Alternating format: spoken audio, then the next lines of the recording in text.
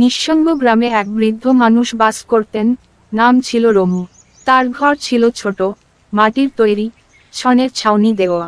তিনি ছিলেন ধানের চাষি, দিনরাত পরিশ্রম করতেন কিন্তু কখনো অভিযোগ করতেন না। গ্রামের সবাই তাকে সম্মান করত, কারণ তিনি ছিলেন সদা হাস্যমুখী, শান্ত এবং সহানুভূতিশীল।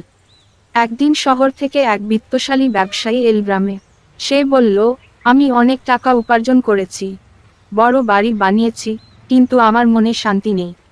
তুমি তো কিছুই পাওনি, অথচ সবসময় হাসো, কিভাবে? রমু হেসে বলল, আমি যা পেয়েছি তাতেই তৃপ্ত। ভোরে পাখির ডাক শুনে দিন শুরু করি, নিজের জমিতে কাজ করি, সন্ধ্যায় পরিবারকে নিয়ে বসে গল্প করি। জীবনের ছোট ছোট আনন্দই আমাকে সুখী করে তোলে।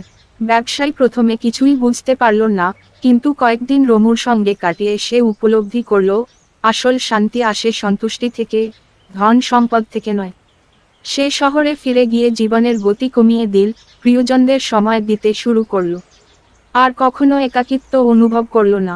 এভাবেই এক গ্রাম্য মানুষ তার সরল জীবনের মাধ্যমে এক ধনী মানুষের জীবনে পরিবর্তন এনে দিল।